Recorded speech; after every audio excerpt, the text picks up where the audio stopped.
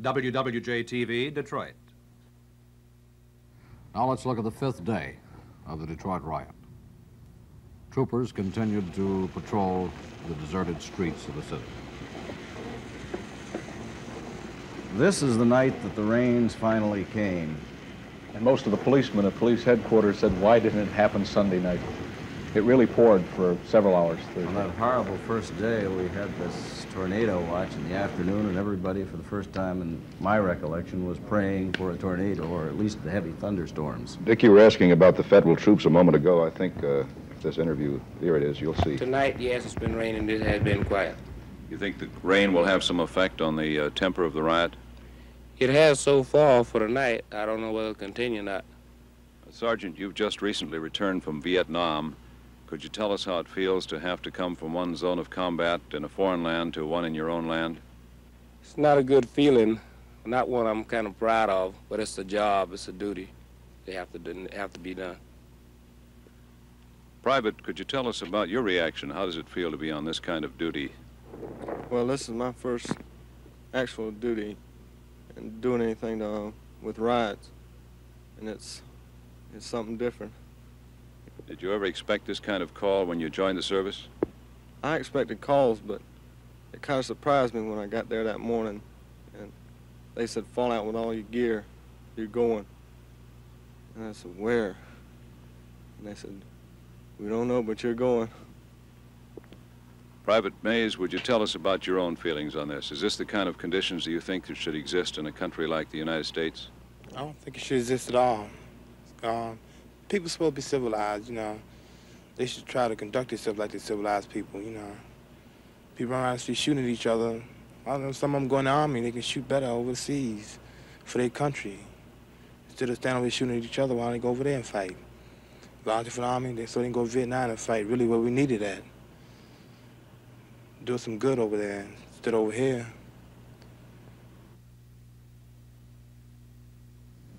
And here we see the continuation of the patrol by the paratroopers and the National Guardsmen. Despite the fact that things were quieting down, I do believe that the mood of everybody was still one of great apprehension, fear that it might break out again. There's no doubt about that. At night it was like a different world, once it was dark, and the curfew invoked.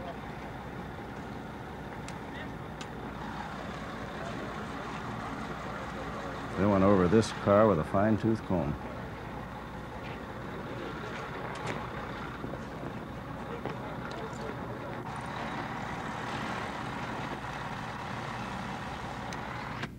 The demand for blood was so great that the city's supply was exhausted, and appeal was made, and literally hundreds volunteered. This, incidentally, is the city-county health director, Dr. John Hanlon, giving his blood for the victims of the riot. There was a tremendous outpouring of charity and offers and sympathy from all over the area about this time.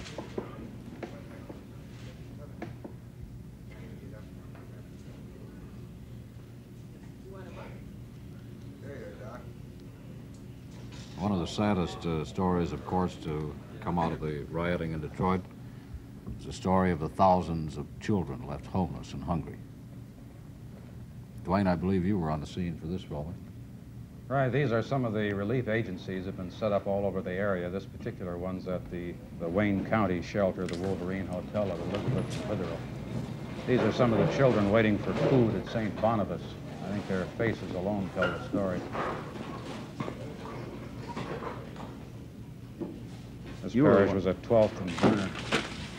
And this is that visitation parish where the food was coming in from all over. Incidentally, most of these parishes were getting their food from the suburban parishes and from counties as far away as Lenawee County.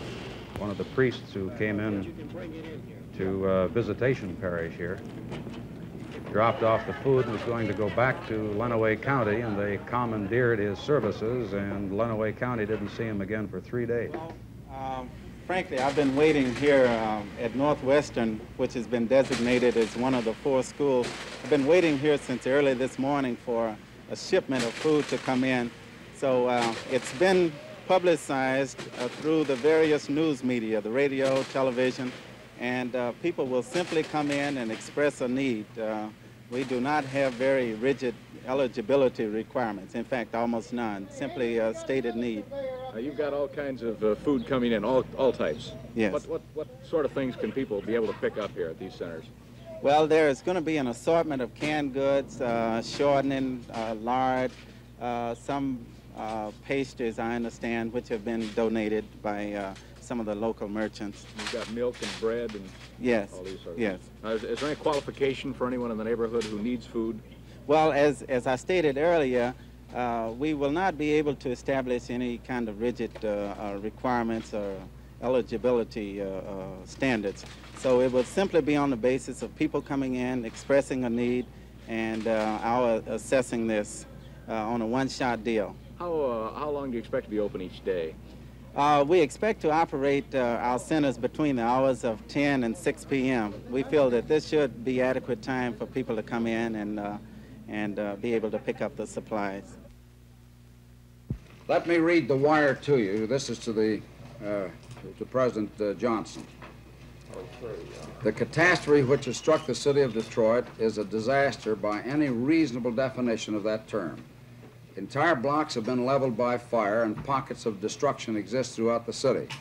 Losses due to fire and looting have been estimated at hundreds of millions of dollars, and these estimates may well prove to be conservative. However, we have been advised by Governor Ferris Bryant, he heads up the Office of Emergency Planning for the President, and Deputy United States Attorney General Christopher, that the provisions of the Federal Disaster Assistance Act have not in the past been applied to disasters other than those resulting from natural causes. Last week, part of the Detroit metropolitan area was declared a disaster area following a 5-inch rainfall. It simply does not make sense to commit federal assistance to the city of to refuse to commit federal assistance to the city of Detroit in view of what has happened there in recent days.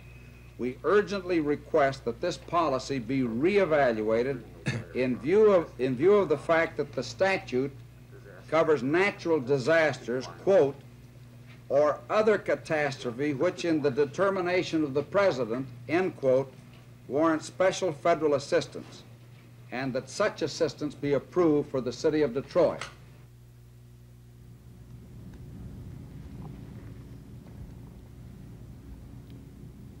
This is the meeting of community leaders. To that end, I have asked Mr. Vance and Mr. Christopher to confer with you immediately to determine what those needs are and to report promptly. I have also instructed the officials concerned to move without delay to meet the needs of those who have suffered at the hands of rioters as soon as these needs can be determined. The decision to move food into Detroit for those in need was made yesterday. I have directed the release of drugs and hospital equipment for emergency use, and they are available upon the request of your health authorities. Signed, Lyndon B. Johnson, President of the United States. We have worked together to put a prompt end to lawlessness and violence.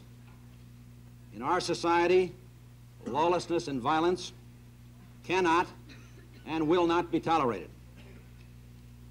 Although our task is not yet fully completed, the time has come for the citizens of Detroit to join together to ensure that law and order are maintained in this community.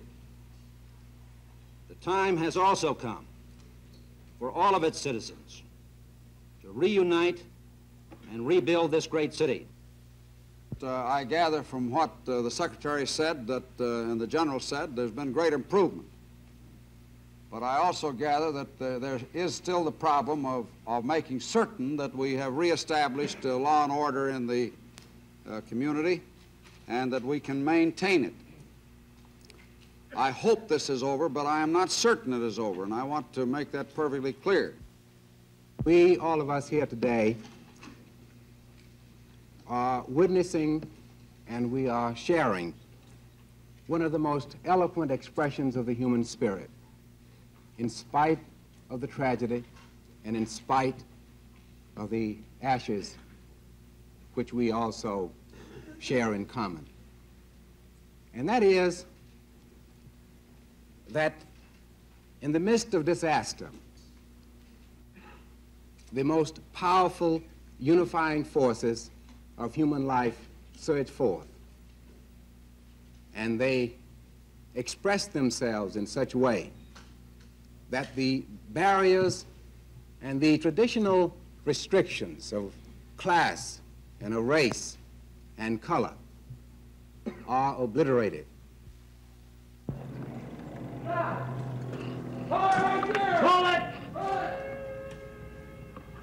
This, I believe, was another sniping incident. Actually, this occurred on 12th Street, about a mile north of Grand Boulevard, Ben. Al Dino was the cameraman, Al Cheverini the sound man. And when we arrived, these troops were being fired on by snipers, apparently several snipers. The troops were spread out in at least a 5 or 6 block area. And the film really depicts more than anything else the tenseness of these troops. Was this the incident where they withdrew the police? Yes, they did. This is a tank going by, you can see at the end of the street. The authorities did order the police out of the area, and the National Guard pulled their troops out, came in later with armored vehicles. Here's a dramatic shot. These men were pulling out of the alley. In a moment,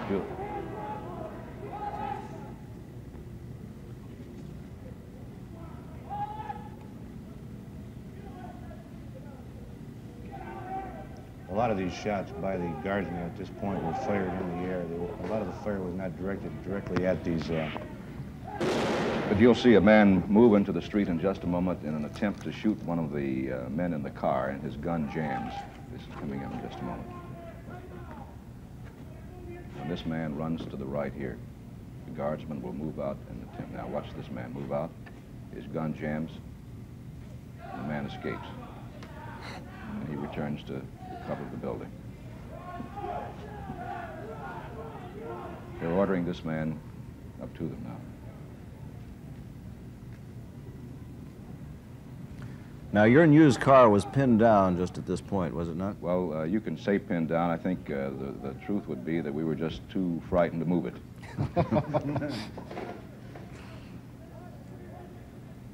It would be pinned down in the sense that you couldn't move the vehicle with all the gunfire going on, and would interfere with the guard movement there if you started moving your car around. They had direction from helicopters flying over the scene, and they were notified that this car was coming down the alley. And that's why they were all ready there and wanted the car to stop. I noticed when the skirmish started that your guardsmen were right outside your car. Were they firing from near your car? They were blocking traffic coming down that street at that time. Mm-hmm. And there was some sniper fire where they took shelter alongside the car door. They opened up the car door and used it as a shield. There was definitely sniper fire in the area. This is what this whole that's what started this whole thing. But the fear in covering something like this was not as great to me as the first day of that crowd and the being unable to in any way communicate with them at all. I mean, there was no dialogue you could use to talk with these people. And out here, even though your guns and bullets are flying, you felt relatively safe because you were somewhat behind a car, or you know, you had, you know, some feeling of security. But there was no security on 12th Street that morning, that Sunday morning. It was during that first day that newsmen were injured. Right. Yes. And not only white, there were some Negro cameramen from Time magazine that were injured too. Here's a National Guardsman crouching. This is an officer crouching between two jeeps, protecting himself from sniper fire, and you hardly blame him. Then on the next corner, you can see the other gang of National Guardsmen, all taking shelter. Now, you could say they were pinned down, too. This is your car. That's shot past our car, yes. This was the trouble they were having, where they were blocking off all the traffic, and they wouldn't stop. This man is slightly mad because he received a bullet hole in his automobile. And they want to open the trunk to see what's in there, and he says it won't open. So he's saying, now shoot me.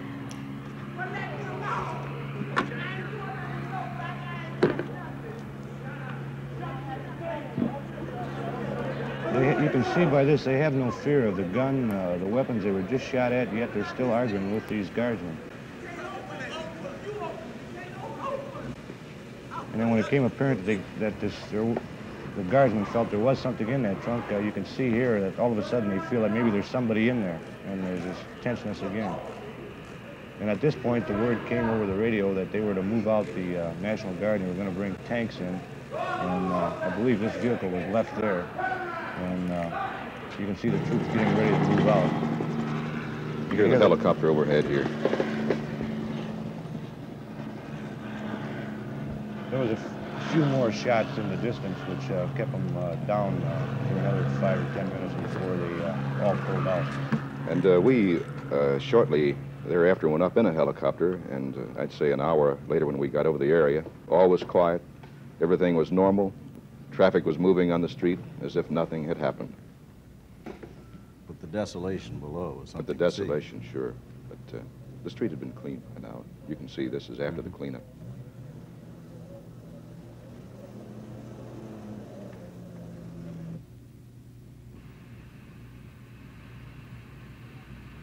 This is the traffic jam, Ben. That's right, and the governor, by the end of the fifth day, was encouraged to lift the curfew, but this traffic jam, sightseers, caused him to change his mind and take further action.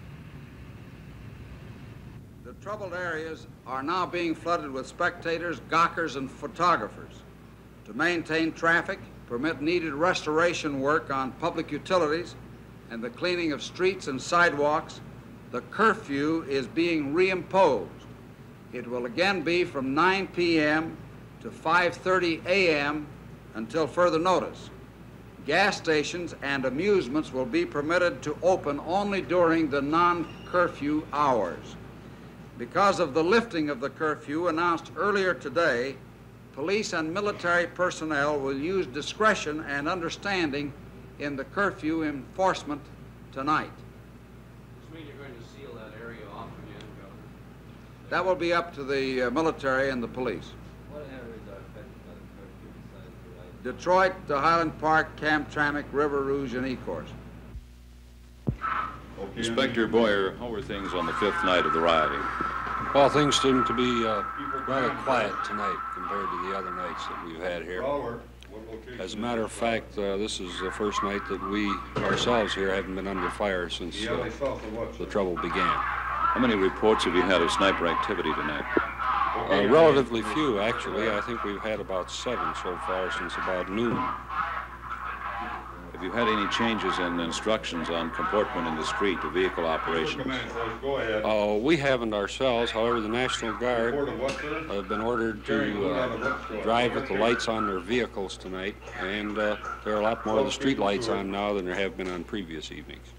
Was there any confusion earlier in the evening on the curfew? First it was off and then it was back on again. Did it cause any problems?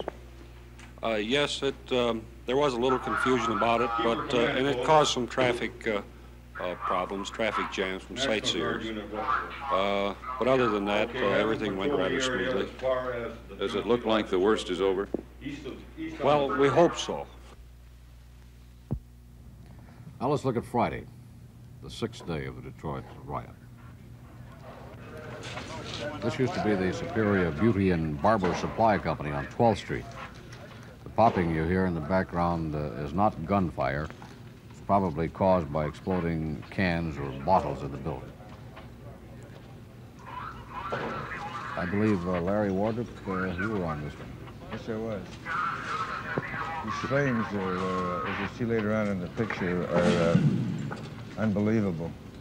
I was glad the tanks were there so we could get behind them. Where is this located? It's on 12th Street. Where was it, Dwayne? Between Hazelwood and Taylor. They thought they had sniper activity earlier in the morning. This was about 5:45 in the morning. The fire broke out about 5:30. They believed the sniper had started it. We had a little trouble getting into the area. They had blocked it off again because of the sniper activity. The firefighters had tried 3 times to get into the area and were blocked, stopped by snipers. And what did the guardsmen tell us when we moved in? Don't go in there if you don't want to get killed. You have snipers in the vicinity. Even after all of that, the firemen did a great job. The building was practically destroyed by the time they got there. Not so much with that, but immediately behind here, behind 12th Street, is a nice, big residential area. Here we see some more of the sightseers. And the firemen went behind the alley there and saved the complete residential area from another Holocaust. That fire was more or less the last dying gasp of the riot, was it not? That was the last big one. These are some of the hungry and the homeless riot. Estimates of the homeless run as high as 5,000. The president has already offered food. Without any food in the house. On Lehman. What about your home? Oh, my house is pretty fair. No damage to the house. Just no food. Thank you. You're welcome. What about you people? What happened to you? Well, we were already tore up all around where I was, and no stores to trade at, get no food. What about your home? I don't have a home, I'm just renting. Our home wasn't damaged, but right next to it was damaged, you know, and so it left us without anything to eat and no place to buy anything until 17th of next month.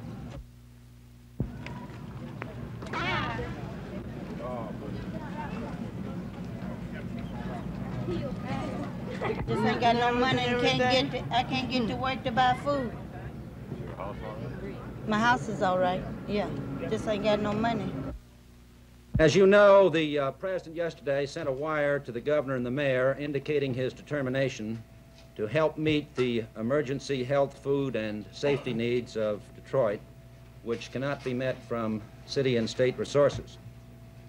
The president instructed federal officials to move without delay to meet the needs of those who have suffered at the hands of the rioters. To that end, we held a comprehensive discussion starting at 8:30 this morning with Governor Romney and Mayor Cavanaugh. I emphasized our readiness to respond to such requests in the area of emergency health, food, and safety needs.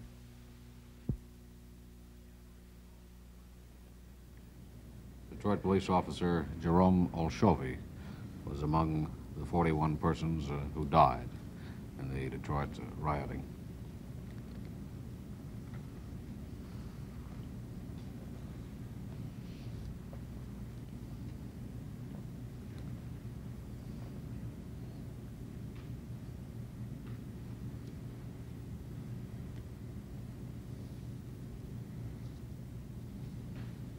Firefighter Carly Smith of Ladder Company 11 also died. He was hit by a sniper's bullet on the city's east side. He had volunteered for duty following an emergency appendectomy and was still being carried on the fire department's sick list. 1,500 persons attended the funeral, not just from Detroit, but from most of the suburbs, Windsor, and even as far away as Chicago. The firefighter is survived by his wife and a 4-year-old son. And there was the riot aftermath. The tremendous number of prisoners, a public bathhouse at Belle Isle had been pressed into duty as a temporary jail.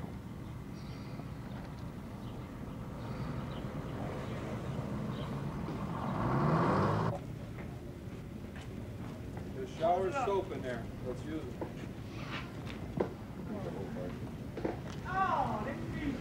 Hey, there's your police boat. Grab your towel and blanket. How many prisoners have been arrested thus far? There's been 4,732 prisoners arrested in the last 6 days. It's been announced that a number of the prisoners are being released. Are they going to be prosecuted after release? Yes, make no mistake about it. Just the fact that they're being released on bond has nothing to do with the prosecution. Every person who has been arrested and charged with a crime shall be prosecuted to the full criminality of his act, and he shall be brought before the bar of justice to answer for his looting and arson and sniping. And I want to make it clear to the people that the fact that he is out on a bail or bond does not mean that we are forgetting about him. He will be prosecuted.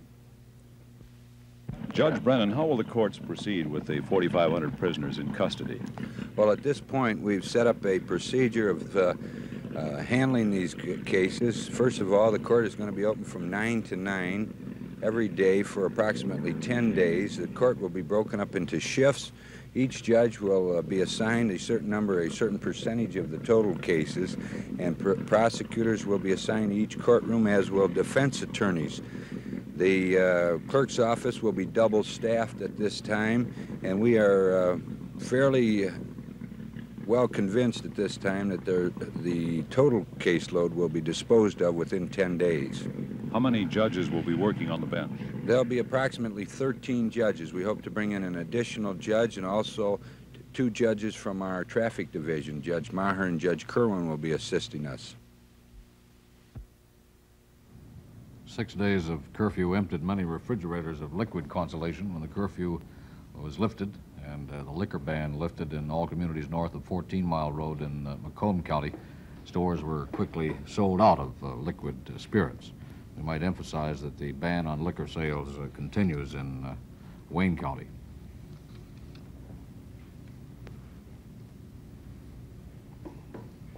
Just stock up, Al. One of the mottos of the city of Detroit is the phrase regerit cineribus, which means it rises from the ashes. If this city is to keep faith with the vision of its founders, then it must rebuild upon the ashes of these 6 days in July. To tackle the massive cleanup job, United Auto Workers President Walter Reuther has proposed a grand and certainly unprecedented alliance of labor and industry. I'm privileged to announce, Mr. Mayor, that the labor movement in Detroit will join together in mobilizing a vast labor voluntary task force and working in our free time on weekends and after working hours. We are prepared to ask industry to loan us the trucks and the equipment, and we will move in and we will clean out all of these ugly landmarks that were left from the hours of madness, so that we can lay the basis for moving forward in the rebuilding of Detroit. And I pledge for the labor movement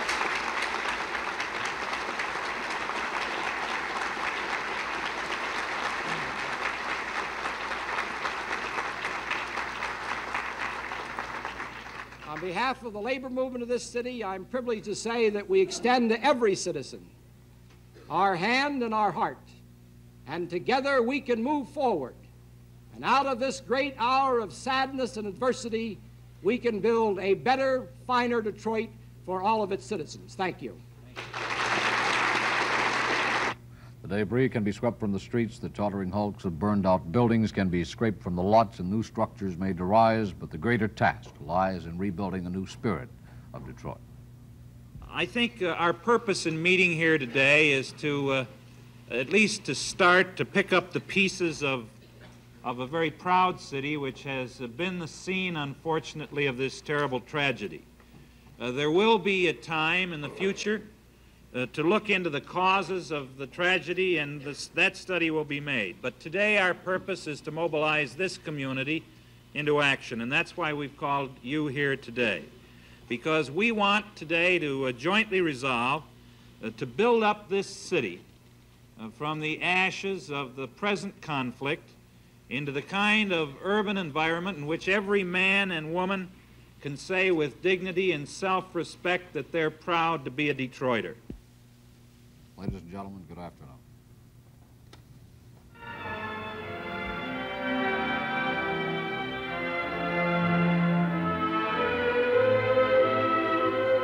WWJ News Special, 6 Days in July, was written by Hugh McCann. Participants were newsmen Van Marshall and Dick Westerkamp, newsmen George Pruitt, Dwayne Riley, and Robert Lyle, cinematographers Al Deno, Art Major, and Larry Wardrop, director Shields Durkis, technical director Anthony Kubala.